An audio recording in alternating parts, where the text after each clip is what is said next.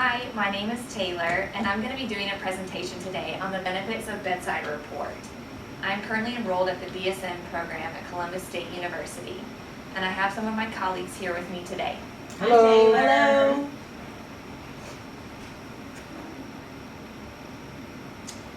Hello. Today we're going to discuss the benefits of bedside report. I'm going to specifically talk about 3 articles that support the implementation of bedside report.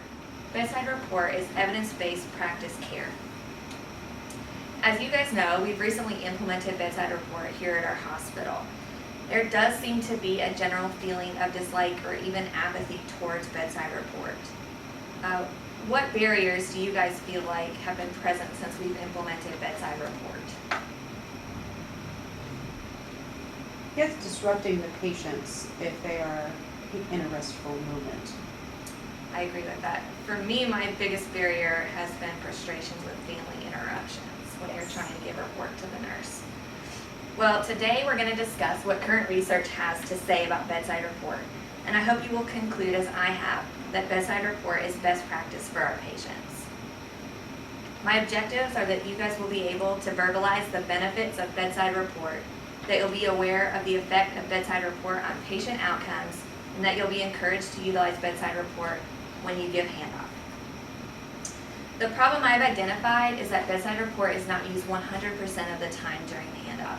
Now I realize 100% is probably not our goal because we have unstable neurological patients and things like that that can't handle the stimulation. But I do feel like we can do better. I have observed a general feeling of resistance to bedside report, and I think that's because it's a big culture change for us. And this culture change is forcing us to face these barriers that we discussed. I think the cause of this problem is it's our culture to give and receive report at the nurse's station. It's our comfort zone. Our daily routine is to come into work, go to huddle, and then go to the nurse's desk and sit down with the outgoing nurse and write down your report. Bedside report is very different. We're introducing new people into this process, such as the patient and the families. We're changing the organization of the way we give and receive report. And it's changing from an auditory process to a tactile and visual process. We're touching, feeling, looking at the patient and things in the room instead of vocalizing and writing them down. Change is hard in any capacity, and this is a big change because it's part of our daily routine, and we are creatures of habit. I believe we need to stretch ourselves and get outside our comfort zone in order to do what's best for our patients. The evidence supports moving a report to the patient's bedside. There are a ton of articles out there that support bedside report, and I encourage each of you to do your own research into this topic. But for this presentation, I'm going to discuss 3 specific articles. A brief overview of the evidence for bedside report is that it increases patient safety. An example of this is a decrease in patient fall rate. It also encourages team collaboration. And how many times do we say teamwork makes the dream work? The better we work together, the better care we take of our patients. In addition, it involves patients and their families. I realize this is one of the very barriers that we have discussed. But what we need to realize is that there's research supporting the involvement of patients and their families in their health care. Too often, healthcare workers try to dictate a patient's care without involving the actual patient in the process. The research shows that the more involved a patient is in their care, the better their outcomes. And lastly, it increases nurse and patient satisfaction. The first article I'd like to discuss is titled Moving Shift Report to the Bedside, an evidence-based quality improvement project that was published in 2018. For this project, they implemented bedside shift report at a 532-bed acute care hospital. The goals of their project included decreasing fall rates and increasing nurse and patient satisfaction. This project actually developed a script for their nurses to guide them in the handoff process and provide a new organization to the way they gave and received report. They also used audits to check for compliance, and I wanted to point out that this is not a punishment method, but a way to correlate data. Because if you're tracking patient fall rates but not your compliance with bedside report, it's impossible to correlate the 2 numbers. The findings of this study are that they had a decreased fall rate and an increase in patient and nurse satisfaction. The second article is Off to a Good Start, Bedside Report, that was published in 2017. This one is actually a case study of bedside report, and it's from the perspective of one nurse's personal experience with bedside report implementation. In this article, the nurse went to the bedside to give a report and noticed some changes in the patient. They ended up escalating the issue, and it saved the patient's life. They make the point in this article that if they had been at the nurse's station, it could have been 30 minutes to an hour before they saw this patient, and it could have cost the patient their life. The findings of this article is that bedside report increases patient safety, encourages team collaboration, enhances communication, and improves patient satisfaction. The third article is Improving Patient Safety and Satisfaction with Standardized Bedside Handoff, which was published in 2015. This one is actually a literature review. One of the big things they recommend is the use of a standardized report tool, such as SVAR that we use in Epic today. They found that bedside report increases patient safety and satisfaction, and that bedside report promotes effective communication. One big thing about this article I wanted to talk about is that bedside report is a nurse-driven action.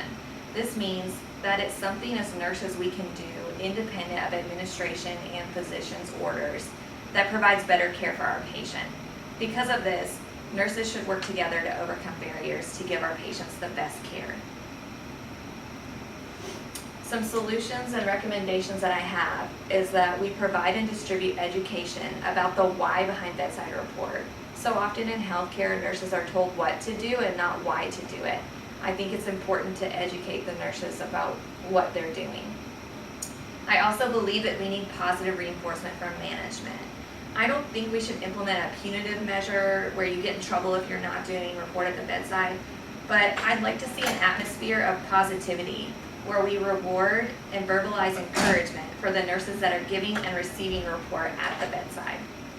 I also think we should survey patients and their families. I think that we should know what their viewpoint and what their feedback is. If bedside report is something impactful to them, then I think our nurses should know about it. I also would recommend for the formation of a bedside report support team. This would be leaders on our unit that would serve as role models, that would lead by example and encourage the whole unit to follow suit and set the tone for a new culture in our unit. This team could also research and distribute new evidence as it's released. The outcomes I expect are that we'll see an increase in patient and nurse satisfaction, an increase in patient safety, an increased patient and family involvement, and improved team collaboration.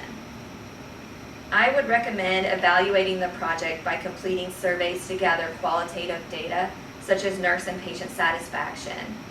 These would need to be done once and then completed again in a different time frame, like 6 weeks, so that you would have comparative data. I also recommend compliance audits, as we previously talked about, not to get anyone in trouble, but as a way to correlate the data that we're collecting. I also feel like we should share success stories with each other. If something good has happened to you or your patient through bedside report, then we should feel free to talk about it at Huddle, through an email. We should tell each other the positive things that are happening on our unit. For me personally, this happened one time. I finished giving a report at the bedside. The patient's spouse said to me afterwards, he had no idea how much nurses knew and how much we juggled as we took care of our patients. He said he was blown away by how hard we work behind the scenes. So this made me think, let's not work behind the scenes anymore. Our patients should know how hard we work for them every day. For me personally, I feel like I'm obligated to share the knowledge that I've gained. I would like to distribute the 3 articles that I've discussed today on the unit for you guys to read. I also want to be a good role model and lead by example. I'm convinced, now that I've read the research, that bedside report provides the best care for my patients, and I hope that you'll join me. I hope that by knowing more of the why behind bedside report, we can be intentional during handoff. This is a big culture change for us, and I realize it's going to take time for us to adjust. But I hope that soon, that bedside report is our new culture, and it will feel just as comfortable as giving report at the nurse's station once did. In conclusion, bedside report increases patient safety, increases nurse and patient satisfaction, and it's simply what's best for our patients. You guys have any questions? Thank you. Thank you, Taylor.